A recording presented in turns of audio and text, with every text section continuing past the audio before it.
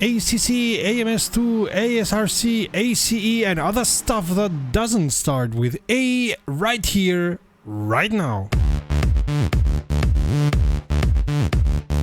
Greetings Rommies and welcome to RomRom, the channel sharing the joy of sim racing, and to a regular news roundup, our weekly sim racing news. Welcome to the channel, thanks for stopping by. My name is Sarta and I will be your host for this video. If you have any news for us, send us a mail to news@romrom.net.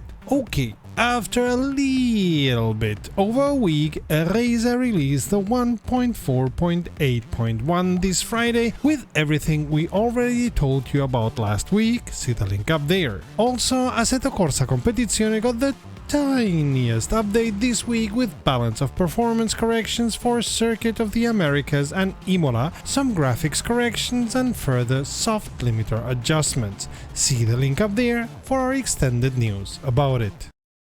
Here it is, iRacing's third season of the year is on, with of course new content but also lots of development under the hood. Let's start with the new content.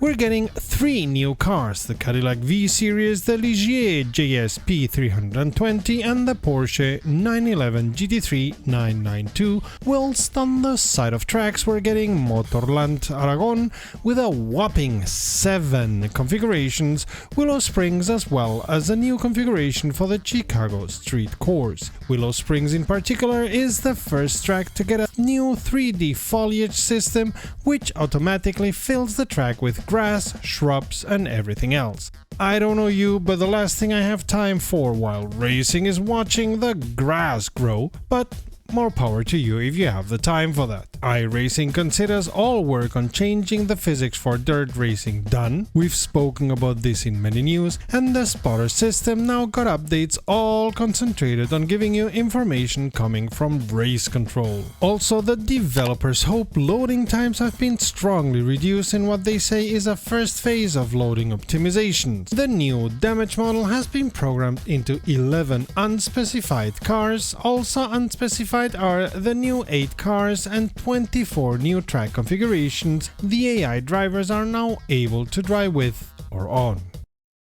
If Cammus is at this year's Sim Racing Expo, we are going to want words with them. Who do they think they are, breaking into the sim racing market from nowhere and creating truly budget-minded direct drive wheels? First, the 649 15Nm DDWB, see the link up there for a review, then the supposedly €300 USD C5, and now the 8Nm pentahedron shaped LP8. This newest offering is looking to be overall a true CSL-DD competitor, but now with acute angles and only 3 of them. 3 RJ45 connectors, a USB-B port and a power plug on the back, and a 70mm hub to accommodate any and all of your existing wheels, as well as 2 wires clearly intent on powering wireless steering wheels. It would be nice to have the option to have this go to a USB header, but this wheel system, if the price is right, will still be a hearty recommend. The construction looks to be of extruded aluminium like the CSL-DD, but retains a cooling fan internally. The LP8 looks, and this is some solid measurement by eye, to be about 12 by 12 by 20 centimeters and uses that longer footprint to shrink down the vertical height, meaning you can lower the screen or screens on your rig if you have one and make the most of the screen real estate and FOV that brings. The company's product page gives us not much more, but we will wait with bated breath for the LP8 to arrive and hopefully give it a good old shakedown in your behalf. Now that the game has an official release date of July 31st, Frontier have started their PR machine and are offering further information about their newest F1 game. Apart from what we told you 2 weeks ago, see the link up there, we asked ourselves in our podcast, and there's another link up there, how they would be doing the replay and change the race part of the game, and Frontier answers telling us that it's going to be 2 different ways, which I must confess have me intrigued. On the first one, called Starting Grid, you'll do the whole race and have your favorite team be on the same grid position as on the real race. Track conditions will be the same as in the real live race too. Race moments, on the other hand, will let you take control partway through a race and you'll have to achieve an objective the game sets for you. For example, have Oscar Piastri of all possible racers drive into points in a McLaren of all possible cars in Australia. No, we're not making this up, this is an example given by Frontier and we concur this is a real challenge. Oh wait, he did? Frontier will be adding new challenges after every F1 race weekend of this season. Meanwhile, they are pushing the pre-ordering hard, offering 3 exclusive challenges for you if you do so. Be aware that pre-ordering won't let you give the game back if you don't like it, and we expect Frontier to drop any development and bug fixing of this 2023 version around October or November of this year, as they did with last year's version, no matter how well or not it does play. Big news for the development of Assetto Corsa Evoluzione. Developer Alex Mail released the 1.0 version on Thursday.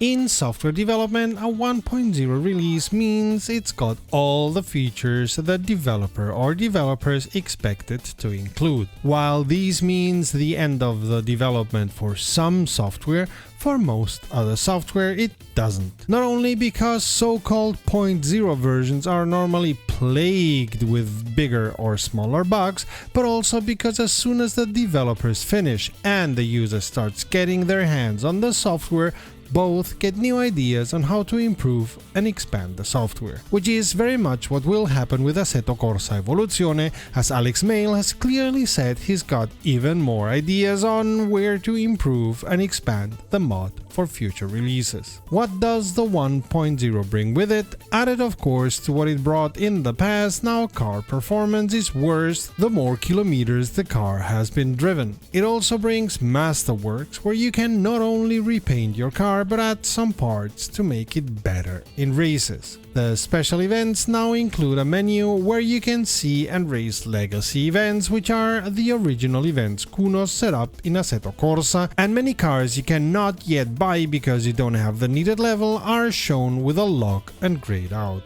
One thing that often enough does not work because of the way Assetto Corsa and Assetto Corsa Evoluzione interact is that Assetto Corsa Evoluzione does not get the results of a race from Assetto Corsa, which in the past has often enough led to player frustration, as even when repeating the race, the issue persisted. Should you find yourself in such a situation, you can now activate manual results, which will allow you to write in the results of a race. While this can lead to cheating, you will really only be cheating yourself, which is kinda lame. For those who want some challenge, you can now activate a random race time and maybe have to race at night or at dawn or sunup, the sun blinding you half of the time. Assetto Corsa Evoluzione now also supports controllers, but Alex himself says he's still working on the code to have full support, so you may encounter bugs and issues here and there.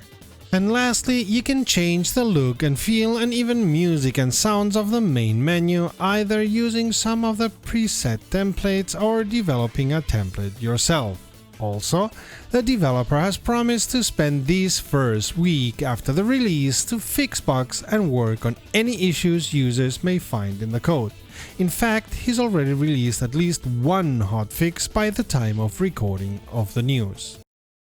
We start with a bit of sad news, which is that because of the, sorry to say, low quality of the driving in the NASCAR Cup, we have stopped broadcasting the races, but we are still broadcasting the Clio Russell Cup races for sure. Because while the format sounds complex, it delivers enormously vibrant races and the tracks used for the races fit it like a glove. I know for sure Ike and I are going to give Tor Poznan a second and even third glance in the future, as it's got an incredible flow and allowed for intense racing from first to last position. So much so that it was quite difficult for us to choose the camera to show you, as there were battles everywhere. And while next Monday, June 19th, 2100, they are racing on Moscow, which is a track I personally don't care that much for, let's see how the standings look like. Yeah, that's right, no racing tomorrow, but next week. Marc Carol keeps his first position after trailblazing himself into first for the first two short races and keeping his cool in the longer race, being able to overtake Gaspar Mrak,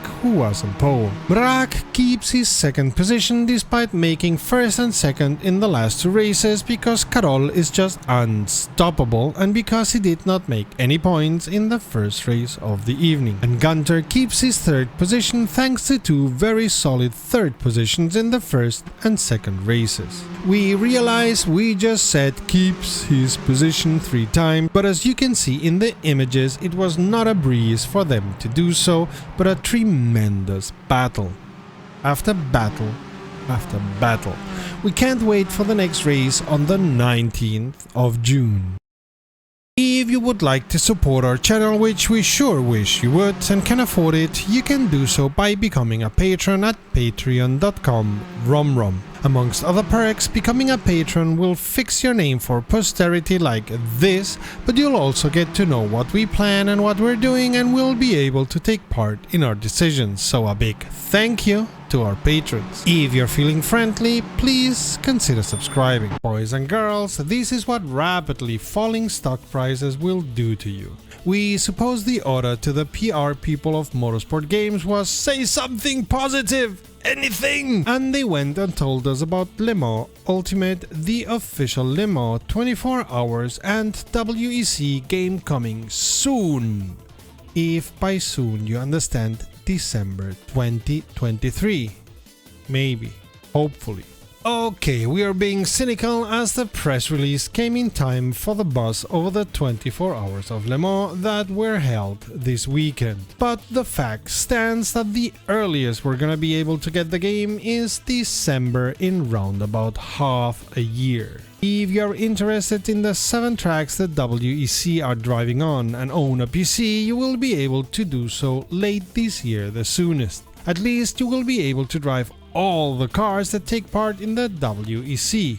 Will be interesting to see if the so-called NASCAR car will be in there too. In any case, it will be interesting to see and to drive all those car classes modern WEC has brought to us. Especially as this game will have P-Motor 2.5 as game engine, the same one R-Factor 2 uses. Hopefully in a better state than it was in NASCAR 21. And as the 2024 season brings different tracks because they dropped Sebring, so they could include the fabulous track of Qatar, bam, automatic first DLC incoming. This is planned to be a game as a service like The Sims we all use, meaning updates will not come through a new game every year, but through DLCs, which personally I prefer, truth to be told. It will have a new kind of multiplayer and even co-op functionalities seemingly different to what R-Factor 2 offers. And now you know why Studio 397 is alpha testing a new multiplayer system, as they will severely need it for the endurance sessions of the WEC. See the link to our news about it up there. And as was to be expected from the R-Factor 2 engine, the game will include night and day cycles and wet and dry weather. By what those who have tested the game at Le Mans this weekend tell us, by the way, lucky buzzards, it works quite well and is visually well done. The force feedback was dialed way down on site, and understandably so, as this is a demo for everyone and could therefore not be tested the way a sim racer would. The on-site demo lets you drive the Porsche 963 hypercar and Ferrari 488 GTE on the Le Mans circuit. As you can only drive 2 laps, there's not much more our secret testers could tell us right now. Only that the graphics look much better than in rFactor 2, so we wonder what graphics engine they are using and if this engine is going to see its way back to rFactor 2 anytime. From what they tell in the official website for the game, see the link in a description, you will be able to play the game on different levels from beginner to advanced, and this seems to add or reduce the assists you'll have activated while racing, which is similar to what we said in our beginner video, see the link up there. And before you ask, this is planned to become the official platform for the Le Mans virtual race. Let's see what Max has to say to that.